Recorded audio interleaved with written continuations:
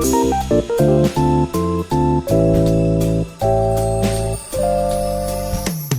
recording. Hi, what up? Hi. Hi guys.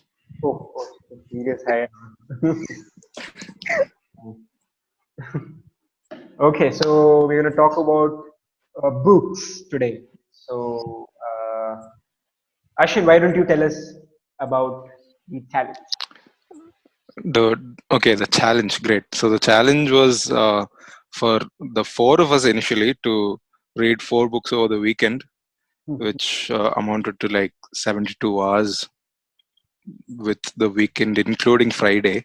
Technically it doesn't, but since it's a challenge, we decided. 6.5 hours later. I don't know, I'm meandering here, but uh, bottom line is we had to read 4 books over the weekend in 72 hours and document our experience, and this is part of that process, I guess. So Okay, let's get going. let's get going. Okay, so Yes, who was the biggest skeptic amongst the four of us? that Who would be was? me. No, it is not you. There's another man who introduced this fucking thing just now. He was the biggest skeptic. Ashwin, tell That me would how be many me. books have you Yes, finished? I have finished 4 as of this recording. You know what he's like? He's like that kid who says he didn't learn for the exam, but then gets 90, gets 100. He's that kid. Lump of. No expression. Okay, I will not. No, I actually will I not. had no hopes of finishing, plus I chose like very small books, so No, yes. Okay.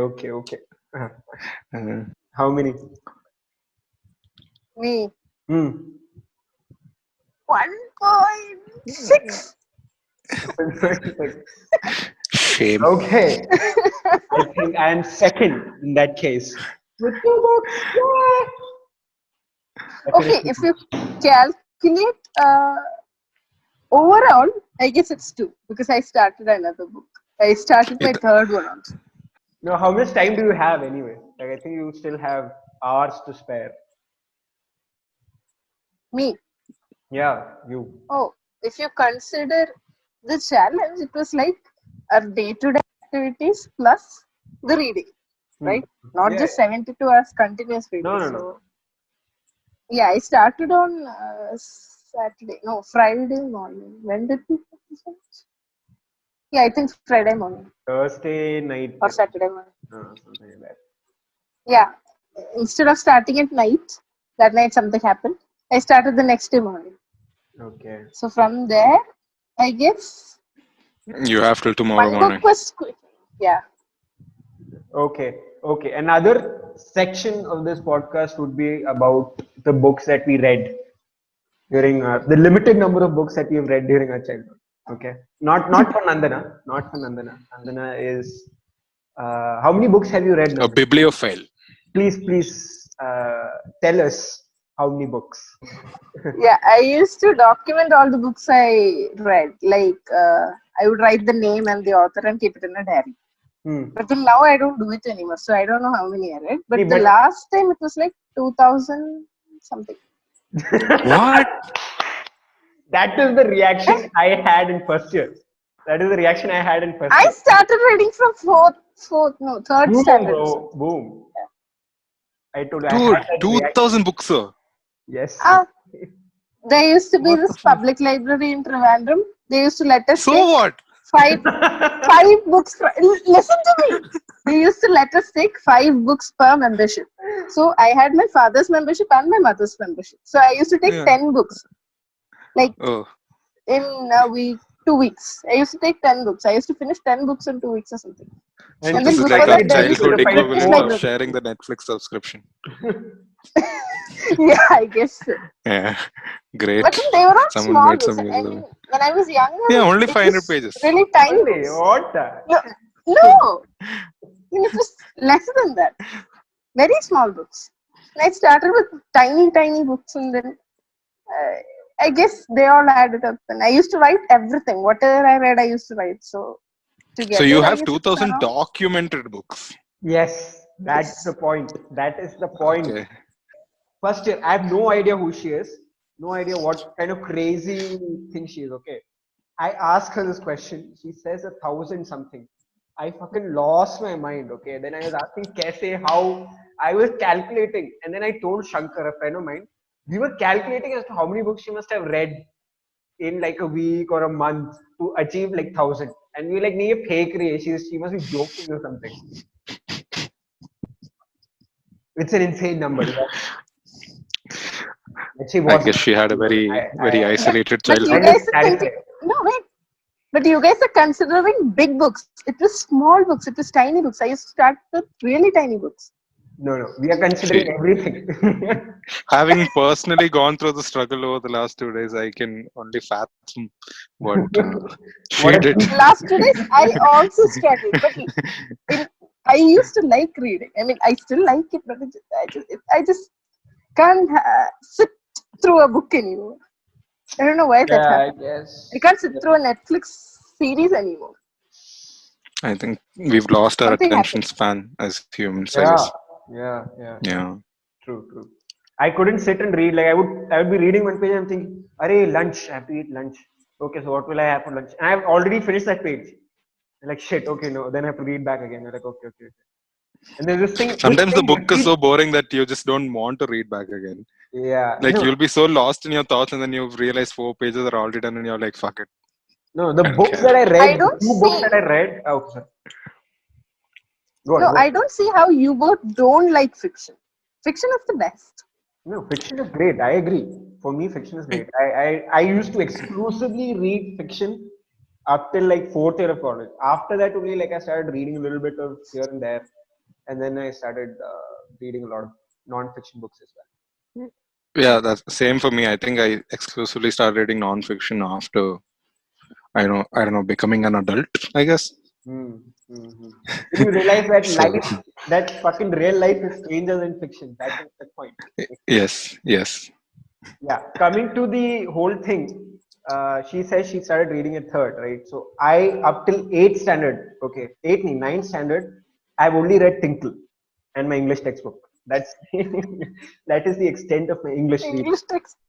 Yes. Now, in ninth standard, in order to impress a girl who was a You started huge reading. Twilight, Wow, wow. Okay. just listen, just listen. Everything in my life starts with that. Okay, just in order to impress a girl, is how everything starts in my life. Let's just not go there. In order to impress a girl who was a huge Twilight fan and stuff like that, okay, she gave me Twilight. That was the first book that I read. I What? Yes, Twilight was the first book that I read. Okay. Then I read New Moon, and then I was like, fucking, fucking hated it. No wonder you don't like reading. I'm designed to kill. I don't care. Another thing, she gave me the New Moon book, right? I took it home. Now I have zero like value for books, so I ruined the book. Okay, like the first page is wet and it's Evil. torn.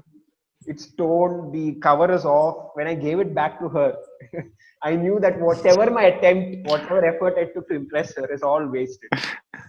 I gave it back to her. After that, I never looked back. Like then I read Harry Potter. That is when the whole habit actually started. Right. So that Ninth grade. Wow. yeah, I Wow. read in Okay. ninth. Harry Potter, I read in ninth. So yeah. So what about you, Ashwin? When did you start?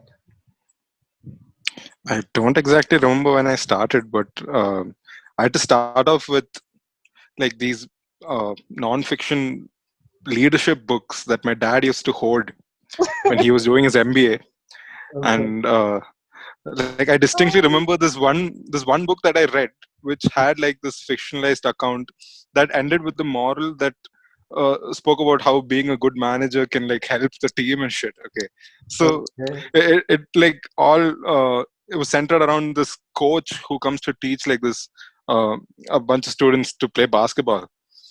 So Okay. I really enjoyed the book, but then later when I realized it was about leadership and shit, and I was like, I was strict. I was strict in reading this. Uh, but Okay. then, yeah, eventually, even I got into Harry Potter. Initially, it was all the Potter Mania. Hmm. I read the series like twice. Okay. And then, like the first time you finish reading The Order of the Phoenix, you realize you have achieved something great in your life. Exactly. Right, I was right. talking about the same thing with Nandana. It took me a fucking month to overcome that huge mountain of a book. But My you guys God. didn't A feel month. that about Goblet of Fire. No. What about it? No, it was It fairly was like that for engaging. me. Goblet of I Fire mean, was a lot more engaging than Order of the Phoenix was, and I don't see the point of putting all of that into one book. Also, like I had that's no true. idea why that book was so thick. No. For me, the favorite book in the series was Order of Phoenix. Because, like, Why so? because of the ending of that book. Okay, how like Dumbledore, like I said the same thing to Nandana, right? So in the ending, he talks about the prophecy that the professor makes, Trollney or something, I forgot. She makes. She says that Voldemort will be killed by somebody who's born on this estate. Now, the very fact Hmm. that Voldemort chooses Harry instead of Neville, who was also born on the same date and the same circumstances, that blew my mind. Like, okay, Harry went through all this crap just because Voldemort chose him. He's actually the chosen one. He's not there by coincidence or some miracle or something. It is pure choice. I was like that that that was a trip in itself. And like I remember that those 200, it was around 150 to 200 pages, right? That whole conversation between Dumbledore and Harry. Okay? I remember finishing it off in one go because it was so like, oh wow, okay, I need more, I need more. I think that way. See, the thing with me and the Harry Potter series was I honestly never rooted for the main dude. Hmm. Uh, I was more of a Ron guy. So in the end, when he got Hermione, I was like, Yeah, this is it. This was success. the whole point of the series. Success story. Yeah. No. No, but then See, it see. You were saying. when I was reading the first three books, I was rooting for Ron. No, I was rooting for Harry and Hermione. Yeah. Then Cho Chang came That's along, and I was like, nah, it's a very cliche thing, like to put Hermione and Harry together. I know. But that was the It's right still, thing to do. It was the right thing to do. Like I But then again, know. honestly, if at all I've cried while reading fiction, it was when Dobby died in the seventh book. Yeah. I just couldn't. I couldn't So hold it for together. me, So but then, Sirius yeah, Black dying was a big moment. I was like, whoa. Again, Order of Phoenix. yes, Order of Phoenix. Yeah. Okay. Right. So again, that was again a huge trip. Mm.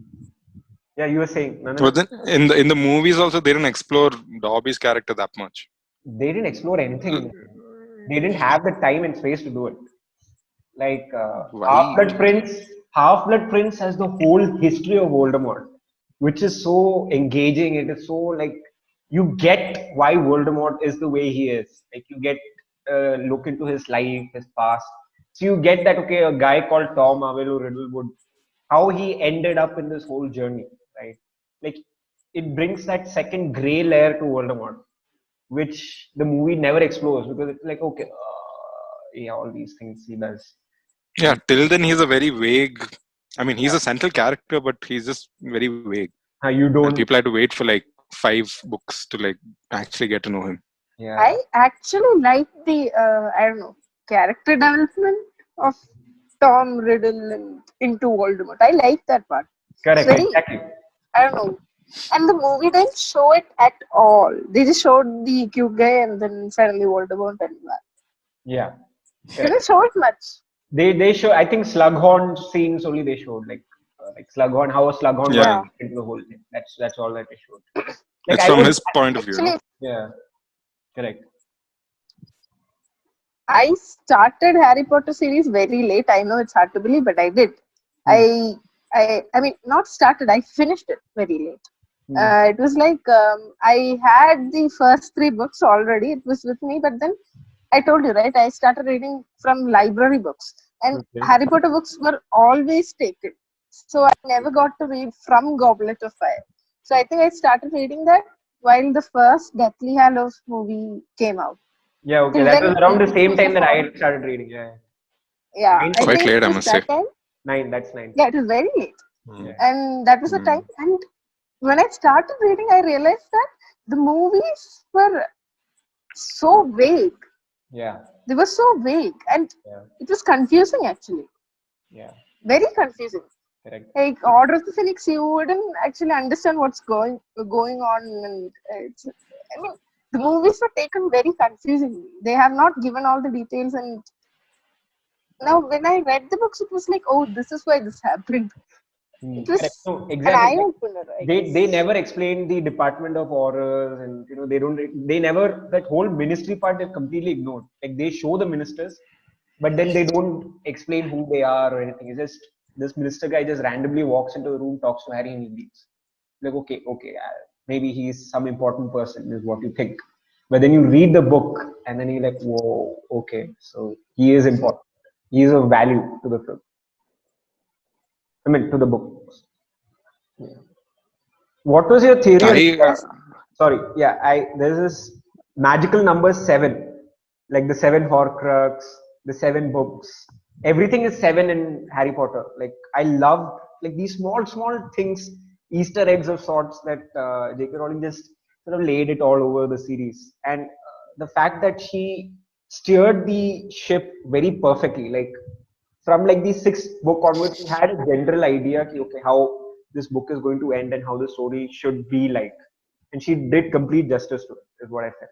Like that is why I like that series so much. honestly, I think she had that idea from the very first book. Yeah, I guess. Because see, just looking at the way how everything is so coherent, unlike in the movies, Hmm. it shows that she Exactly. had like the entire plot in her head the entire time. Yeah, like for example, just one wild example is there's the defense against dark arts teacher never repeats himself because it's a Voldemort's curse. That Yeah, again, mind blowing stuff. It's like wow, okay, yes, like Voldemort wanted that position, and which is completely Snape ignored in the film. Snape wanted to be. No. Voldemort Snape had to wanted. always settle for potions because he didn't get defense against the dark arts, right? I think it And was then finally, the one year that he did become the defense against the dark art teacher, he had to. got No, he killed. didn't die. He had to flee because he ended up. You know what he did? Yeah. Bloody. No, but I think if I remember it correctly, because again, we have to give credit to the film because it really set the visuals of the place very well. Like Hogwarts is iconic. Not really. Except Uh, one thing. What? which One is thing. Lily's eyes. oh Okay. Fair. Everybody comes and tells Harry that you have her eyes. But Hmm. he doesn't have her eyes. Her eyes were black in the movie. No, her eyes were black in the movie. Okay, I didn't notice her I eyes. do not like it. Maybe which is because she was such a small. Or maybe my clarity, I mean, TV clarity was bad or something, but I always saw it as dark. And Harry's eyes were clearly blue gray or something, right? Yeah, true, Greenish, true. some color. Okay, it was not black. I finished Deathly Hallows the year it released the book, so I had like a long time before the two films released, and after that point, after seeing the first film, I was like, screw this. What was in the book is book was not at all in the movie, so I was like, I'm not seeing the second one also. Fuck this shit. Yeah. That's when I actually started hating the franchise for what it Makes essentially. out. Because you read it so young, maybe you have a very different impression. But I read it at like the age that I did. So by the time I'd seen most of the films, but again, I had no idea about the Exactly. intricacies and the small details and Exactly. things, right? But I Again, really those did things feel, couldn't be incorporated. yeah. But they did. Yeah, I mean, to like give them some credit, there are only so many things that you can put on screen. Put in a film, yeah, Like true. But they did, when it's in a book, it's described more. Like the whole description of the event and the way you visualize it will obviously differ. yeah, correct. So, Two things. even then, One, I think the seventh film was weak. the film was weak. Wait. I'll come to that. Wait. First of all, groundbreaking things about the movie: visual effects. That is, we have to agree. For the time, it was phenomenal. Okay, the Death Eaters flying, the Dementors, and all that, they were surreal. Okay.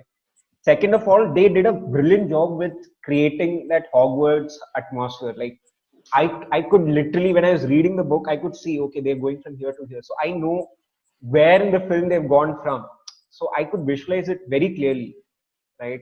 So when I like sort of I try to recall moments in the book, it happens very easily. Like for example, the scene where I was talking about was a scene where Tom Marvolo Riddle goes to Dumbledore, right? He wants to stay in Hogwarts because he likes Hogwarts. It is the place that respects him and things like that. He doesn't want to go home.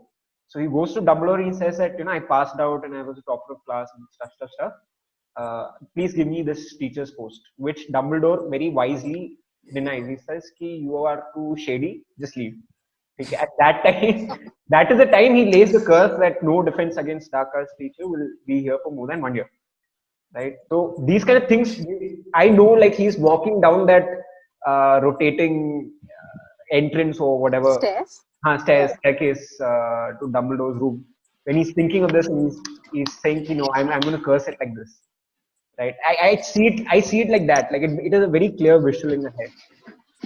No, but I think see, that's the because fourth we book, saw the movie before reading, I guess. I guess. even in Goblet of Fire, right? Maybe. The fourth book, when they go to that huge tournament, the Quidditch tournament, and then they introduce Victor Crumb, and that entire Quidditch game where he catches the snitch, although they were behind by 130 points, and then although he caught the snitch, they lost the game. Okay. Remember that Victor Crumb's team? I think the Bulgarian Quidditch team. Okay. Although The World Cup. he World caught Cup. the snitch, the Quidditch World Cup, yeah. Okay. Although he caught the snitch, the team lost because they were well behind the other team in the points thing. So all these things were not there in the movie only. So I was like actually quite disappointed. Like it They entirely had a skips very over that. they had very limited time to introduce so many things. Like this was a film, like Goblet of Fire again. Like we cannot give it slack because this was a film that was going to visually introduce Voldemort to us. So they had to set it up. They had to set that up. They had to set up so many things. Like Pensieve comes in that particular movie. The porthole concept comes in that movie. Porthole or porthole. Portkey. Portkey. Right. Sorry. Something. Right. So many things come in that one particular movie. They had to like pack it so tightly. So I don't think they had the time to sort of show it, but they still showed the Quidditch World Cup in itself was a huge thing. And it was visually breathtaking. I saw it as a fourth semester student, mind blown. That whole movie was a masterclass in visual effects. It was beautiful, phenomenal. So okay. So what, you've read Lord of the Rings? I have not read Lord of the Rings or seen the films either. Nope. Me neither. I have started. I think I reached halfway, but then it was too big. Yeah. And the letters were too small. There is this entire slew of books that came out, like the Lord of the Rings, and there was Aragon. Oh, the Then, Inheritance Cycle. Arrogant. Yeah. That. Cycle. Yeah. Okay. Those books were so damn thick, bro. How do you guys read it? I don't understand. Aragon was fine. Aragon was fine. The second book was really big. And the last one of them was Brissinger, eldest Brissinger. I think eldest Brissinger. Yeah, Aragon, eldest Brissinger, Inheritance. Yeah, I know. Brissinger was okay, but then Aragon was the what best. About the book made you want to like continue reading it, despite the fact that it was humongous? It's a good adventure book. Like okay. Yeah, it was. I guess Aragon was engaging, so I guess it was just engaging. But then he added a lot of details. Too much details. Like Game of Thrones books. For having Daenerys' wedding, he described what type of food was there, what type of flowers were there, what type of people came, and the entire wedding scene was, I don't know, a few, 4 or 5 pages. It was too much description. Similarly, Aragon books are also like that, too much description. Correct. Like, but then somewhere story is there. It's like when you're reading a book, right? Sorry, when you're writing something. Say, for example, I have to describe Ashwin. I can't do it. It's very difficult for me to articulate words in order to describe what Ashwin looks like. What is he wearing? What kind of a person is he? Like, it is very difficult for me to structure it the way a writer does. Like, I was reading Arundhati Roy's book. She is fucking insane, dude. She will describe like the chai she's drinking, she'll put a insane metaphor to it that will be like, oh, okay, that chai tasted like this. And you will immediately create, you will have a visual image, you will have the taste in your mouth. Like how is she doing this thing? Right? But the story won't be there. It's like it will take her one page to go from one dialogue to the next one. Right? In that way, I felt like a lot of the other books that I've read that we will eventually talk about, I hope, were very efficient. Like Agatha Christie books were super efficient, right? They Yep, like that I have to give it to her. they'll introduce a troop, she'll introduce something, she'll introduce a character, and she will in a very precise manner explain it. Like this one paragraph is dedicated to this character, finished. After that, you don't hear him. Like until and unless that physical appearance has changed or some massive reveal has happened, they don't describe. She doesn't go into that. She goes And she completely. had that much content Yeah, in her stories. She had that much content in her stories. true. And she was Then again, there's this one author called Dan Brown. I'm sure you've heard of him. who? Oh yeah. So that dude, while describing a scene, it's like he meanders so much. Like this one book, I think it was Inferno, I guess. Okay. So it is in the middle of this very tense situation. Okay, so Uh-huh. Robert Langdon and that other lady, they're like in this museum and they're running around, and suddenly this guy just starts talking about jute and the history of jute for like 4 or 5 pages, and I'm like, dude, can Oh. you not? It's like you're watching a I movie and thought suddenly the ad plays and you're like, what the hell? That's a pet peeve I have with Dan Brown and all of his books. Okay, they're like this thick, but then if you take out all of the unnecessary shit that he's put into it, it'll be this small, and the No. But story will no, be I'll intact. tell you something. The why he does that is because the theme and topics that he deals with, they're Hmm. so deeply rooted into the history and things like that. Like for example, him trying to Angels and explain Demons.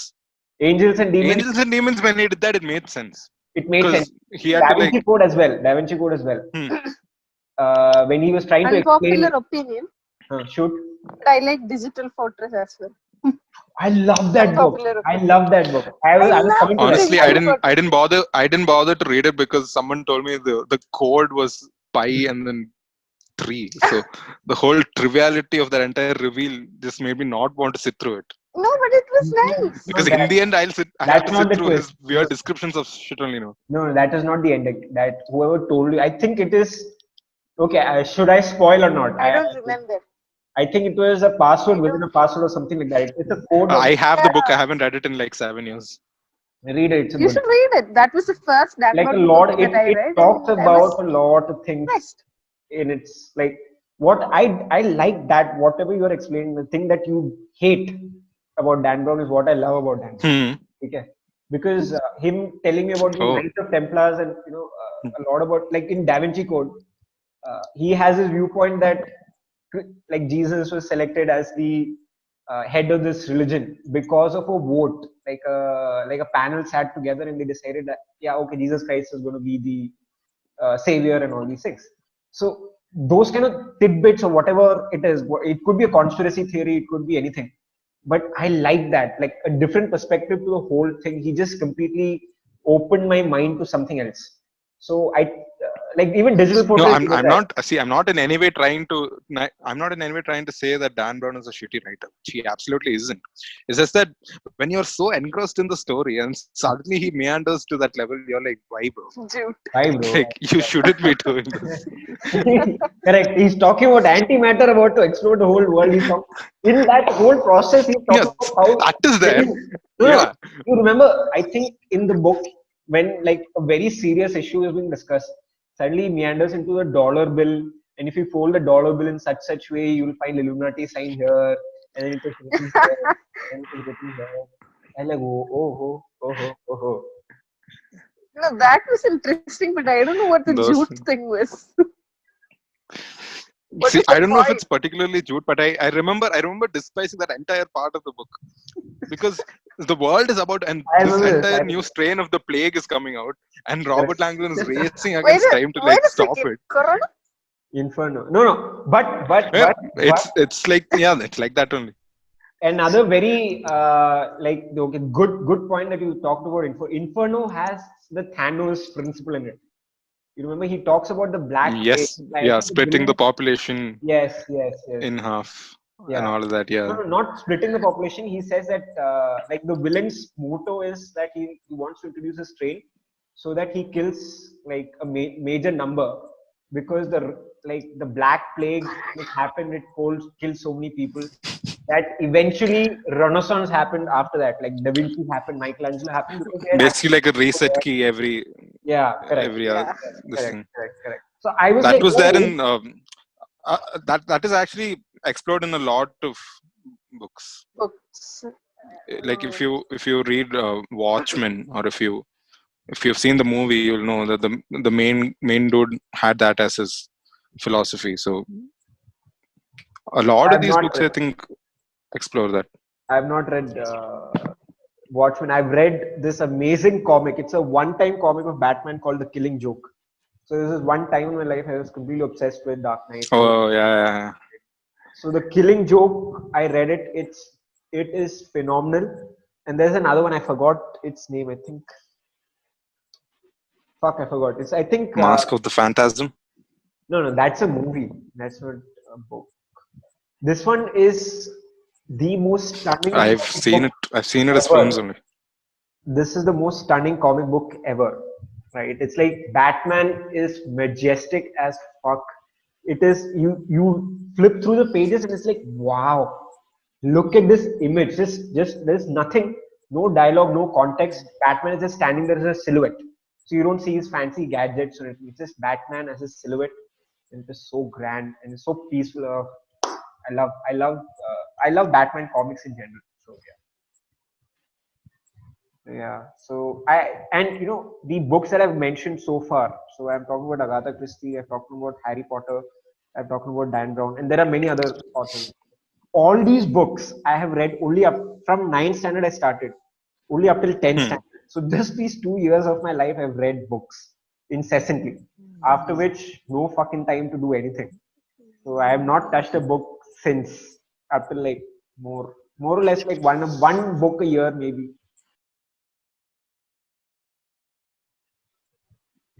What about the time? Wait, am I muted? No. What about the time when you guys were waiting for your entrance results? Nope, Like I just after didn't do that. 12 and before college? Nope, no. I think that was the time I read the most number of books. I discovered ebooks, and then Mhm. I used to read like day in night without sleep anything. I used to read. I think that was the time I read the most number of books. No, Yeah, I that's the used time to I've finish never like looked at a book. True, I felt why? because the I mean, experience after is board traumatic. exams, I was like, fuck it, I'll read. I During think and even after the before. board exams, it was all movies, movies, movies. Movies, same. After I I, think the ninth onwards, I had ninth to like maybe second or third year of college, I haven't read books. acha. Before and after, I've been reading a lot. Yes. I Okay. think till college, I read a lot, but then when college started, I was like this now. I guess first year and all, You I used used to to read. read in college also, Yeah, but not that level. I guess. But have you guys had this phase where you were into like classic fiction, like the Dickens and the George Orwell era?